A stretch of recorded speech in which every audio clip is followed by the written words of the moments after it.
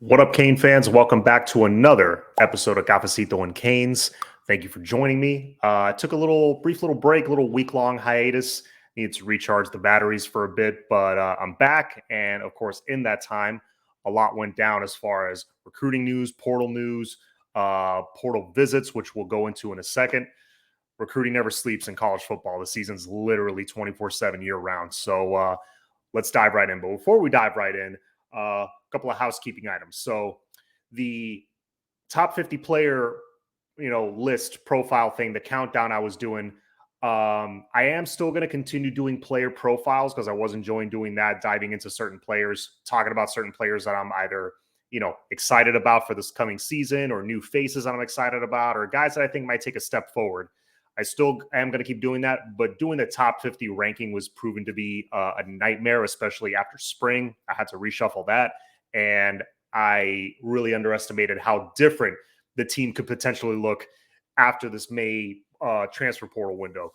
So, according to Coach Cristobal himself, he said the roster could look significantly different. That was a word, I believe that was a word he used. So I felt like it was going to be an exercise in futility because I was just going to have to rework the whole ranking. So I will continue doing the player profiles, just not ranking them. Anyways, back to the reason we're here.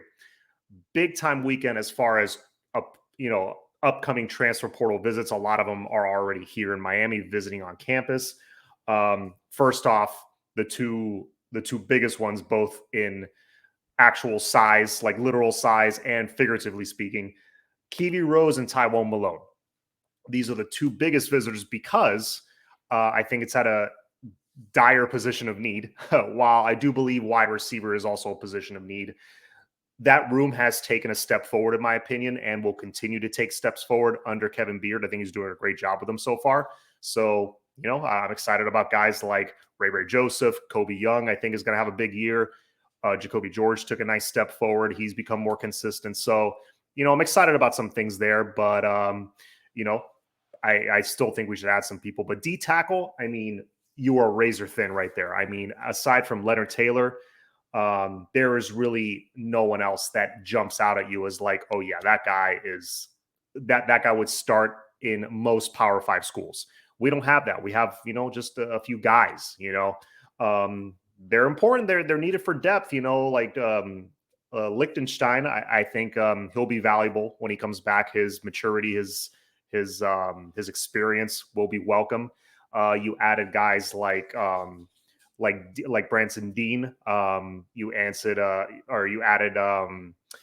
man, I can't remember the guys. Oh, Thomas Gore. You added Thomas Gore, but both guys are more like smaller kind of pass rushing D tackles.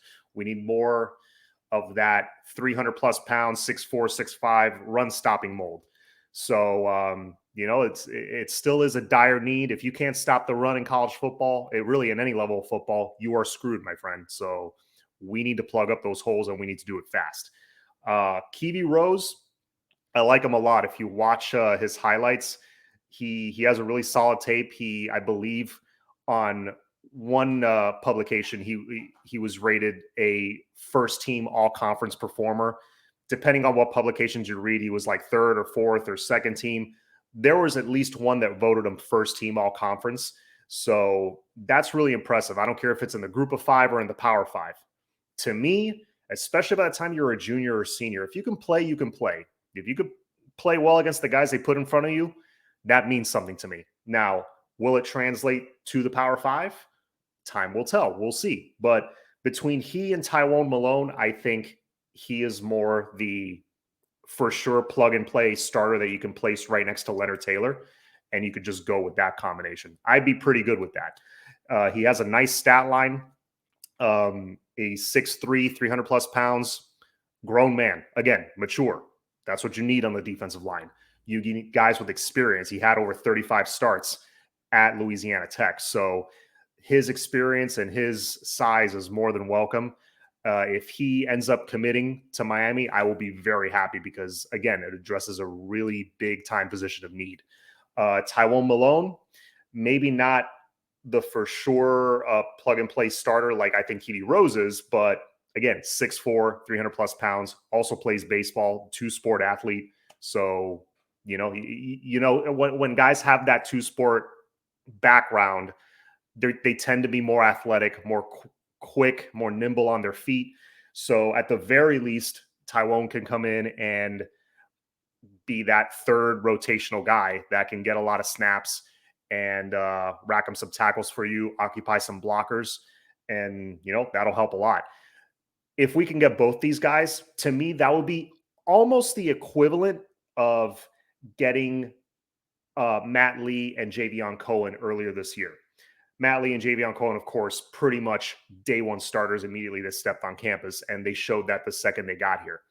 But I just wanted to speak really quick on the whole, whether they're group of five, power five. I know people would prefer a power five guy, but for example, Matt Lee, he's from the group of five. He played, he played at UCF, but he was first team all conference at UCF, I believe in the AAC conference. Lots of snaps, lots of experience. The thing with that is, look, yeah, all those guys, it's a lot of 2 and 3 star recruits coming out of high school, but really, once you're a junior, senior, you're 3-4 years removed from that star rating. Hell, 2 years removed from that star rating that they gave you. Really, that star rating means less and less the further away you get from it. Okay. I really don't care what Matt Lee's star rating is, for example. The dude came in and he put in that work, and he really took the bull by the horns and took that leadership role, not just on the offensive line, but on that entire offense, really. So Kiwi Rose is a guy that can do that, because if you're putting up great numbers and you're putting in that work, even if it's in the group of five, hey, look, the advantages you have over bringing in a true freshman is going to make rookie mistakes. It's going to be a little younger. He's going to be 18 years old. He's going to be a little less mature. He's got a lot of learning to do, a lot of growing to do. Whereas this young man, he's done that growing. He's done that learning. You don't have to coach the dumb mistakes out of him. The mental part is already there. And again, being an older guy in the room, he can take that leadership role. And again, so can Taiwan Malone potentially. So I would be absolutely ecstatic if we were to get both those guys. Now, Taiwan Malone, of course, visited Ohio State, I think last weekend. Didn't come out of there with the verbal commitment. I'm not sure. To be honest, I'm really not sure if they offered him on the spot or what happened there. But the fact that he didn't commit, whether Ohio State wanted to keep looking or he wasn't ready to commit yet. I do know Taiwan Malone wanted to visit Miami one more time before making his decision. And getting that last visit is massive, as you guys all know. So I like where we're sitting with both those guys. This would really beef up the trenches on the defensive side. And in addition to that, this staff is really going hard on that defensive line in high school recruiting. Guys like T.A. Cunningham, guys like Justin Scott, we're really going after some high-end blue chippers there, and guys with amazing tape, obviously. So I've heard of multiple people say this, that the coaching staff, what they're trying to do with the defensive line this season is what they did with the O-line last season. Just try to retool and rework, put in some experience from the portal, and inject some elite talent from the high school level. So that way you have years. It's not just guys that are one and done. You have guys that are going to stick around for 3-4 years. So if they can do what they did with the O-line just now, do that with the D-line, that'd be fantastic. So aside from that, speaking of the trenches, Amari Wiggins is another young man that Coach Cristobal, Coach Mirabal really like. He's also visiting this weekend. The spring game proved to a lot of us that the O-line is still kind of thin. We're just a couple injuries away from a long snapper having to play guard. It wasn't a good situation. So you still got to beef up the depth there. I love where we're at with the starters. I think Samson Okunlola can be like that sixth man, that rotational guy. You got Logan Sagapolo after that. Really, beyond those 7 guys, it's hard to name someone that you can say, oh, this for sure, this guy's gonna plug in and contribute, and I have no problem plugging this dude in. Really, you have 7 solid dudes. After that, it's a big drop off. So you got to keep adding, and at the same time developing the incoming freshmen. So Amari Wiggins, hope we can land a guy like that. That would be more than welcome. And then, of course, the wide receiver that a lot of people are talking about, he kind of jumped on everybody's radar kind of late here. He's a new name that kind of popped up in the last week. Shamar Kirk. Love this young man. I immediately, when his name popped up, what I've been doing lately, I pulled up his huddle tape. I was hoping, please show me huddle tape of him, not him from high school. Because again, if it's from 3-4 years ago, that tape, that rating, that all means nothing. What have you done lately? What have you done in the past year? Okay. And let me tell you, Shamar Kirk, I likes what I sees. I pulled up his huddle tape, and it was something from this past season when he was at, I think, Neely College was his JUCO. And he's at a good size, 6 foot, 6'1" around there, and very shifty for being 6 foot, 6'1". Like he's a bigger guy for having such short area quickness. His highlight reel is filled with just making guys miss in open space. It is really fun to watch. Reversing his field, juking guys, breaking guys' ankles. It's really fun to watch. I watched it twice. And he can run all the routes. He can play on the outside, move him into the slot on certain formations if you want to create a mismatch. Kirk's the real deal. Has a great backstory. As you know, I'm sure by the time you see this, you've probably heard some of his backstory that he didn't go right into college. He worked security for a little while coming out of high school. He didn't really put in all the work. He's come out and admitted that he wasn't really mature, and he's worked on that. And now he's ready to come in and put that work with Miami. Hopefully he chooses us and he chooses to commit to University of Miami. I think he's had good things to say about Kevin Beard already. I think they would be a great combination together. And while I don't think he's again, a day one starter, but I think he'll come in and compete, and creating that competition makes everybody up their game. So whether he's a starter or a rotational guy, he's a dude that adds a lot of speed and a lot of quickness to the room, and someone who could take the top off the defense, push those safeties back, get them out of the box so this offense has more room to work. I think Miami's going to bring in at least 2 wide receivers that add that kind of speed, that outside speed. And if Shamar Kirk is one of them, I'm good. I'm good with that. Now, I'll ask you guys a question. What would you think if both wide receivers that we bring in are JUCO guys? What would you think if it's Shamar Kirk and Jaquay Jackson, for example? You tell me in the comments. How would you guys feel about that? Because I'll tell you how I would feel. I like both their tapes. Both mature. Again, you don't have to coach the rookie mistakes out of them, all that stuff. So, and they bring in decent size, whereas Shamar Kirk is a little above 6 feet, and Jaquay Jackson is 6'3", great length. Also can break away from the pack once he has the ball in his hands. Both guys have good yak. They can, with the ball in their hands, they can create more yardage. I don't know. I think that's good enough for me, honestly.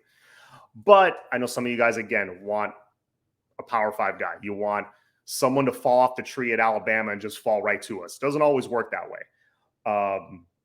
But I would really like it if we get those 2 guys, Shamar Kirk and Jaquay Jackson, and then at D tackle, we get the 2 guys I mentioned earlier.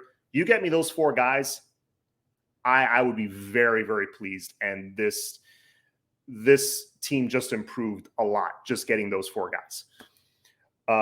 Let's see what else we got. So also this weekend, kind of a surprise. We just found out, I think today, I'm recording this Friday at 7 p.m. 2 big-time high school visitors. Again, Mario's not messing around. He wants to add a ton of speed on the outside. Ryan Wingo, 5-star wide receiver out of St. Louis, Missouri. Again, we're trying to make this a national brand, so we're recruiting nationally. 5-star wide receiver, I think he's the number 6 player overall in the country. Now, you guys all know how I feel about these rankings. It's while they have validity, it's not like they're completely bogus or anything, or they're always wrong. I don't think that, but I take them with a grain of salt. Let me see the tape. Tape is legit. It is the tape of a 5-star guy.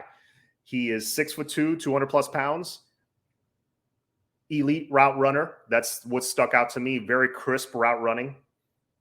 Great hands. And they've used him in the Wildcat. They've used him as a kick returner, meaning he is elite with the ball in his hands. Good enough for me. And Steve Wiltfong has a crystal ball prediction for Georgia landing Ryan Wingo. If you look at him physically, that's the kind of mold that Georgia gets as a wide receiver. Would love to steal that guy away from Georgia, kind of like how we stole Mark Fletcher from Ohio State last year. To me, that was an example of stealing an elite guy from an elite school. I would love to do that. He's visiting this weekend. Usually Wiltfong's crystal ball predictions are not wrong. They tend to be right. I hope he's wrong about this one. Let's see how this visit goes. And then also, just heard a few hours ago myself that Jere Hawkins, I'm sorry. He is a wide receiver out of IMG.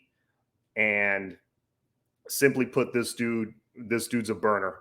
He is a track superstar, runs a 10.45 in the 100 meters. That is world-class speed. Again, that's been missing. I'm trying to think the last time we had legit world-class speed at the wide receiver position. I'd have to think Jeff Thomas maybe. And of course, he had his kind of off the field stuff that he was dealing with. He had his off the field issues, but when he was on the field and, he had his head on straight, he had some big games for Miami. So, and it shows what that kind of guy can do for your offense, like Tyreek Hill does for the Dolphins, that speed that no one can cover him one-on-one. Jere Hawkins could be that kind of guy. He shows that kind of track speed already. Love when we're looking at track and field guys, because that translates so well to either the corner position or the wide receiver position. So 2 big visitors there. He is, let's look at the rankings right now. He is almost a top 100 player, according to 247. According to the composite, which is all the ranking systems together, he's ranked 201, number 32 wide receiver in the nation. So pretty solid ranking, 4-star guy. I would have to really dive into his tape, but from everything I'm reading, everything I'm hearing, they're telling me no, this dude's the real deal, especially as far as speed. We're starting to create that pipeline also with IMG, so that is great. Let's keep that going. I think that's it for now. Again, I will hop on and maybe do, if something big happens, if we land a big time commit or whatever, I may hop on and do another video, but I just wanted to give you guys my thoughts on who is visiting this weekend. This is a very important weekend as far as player acquisition for this roster for this upcoming season. I think this team did improve as far as acquiring players, as far as some of the steps they took forward in the spring. We still got to get healthy. There's still a lot of guys out there that are nicked up that, didn't really practice in spring. They weren't part of official spring practice. They were doing strength and conditioning stuff on the side, recovering from injuries. Got to get back healthy. But I think you still got to raise the floor of this team. And I think that's what this staff is trying to do right now, if we want any chance of having at least like an 8 or 9 win season.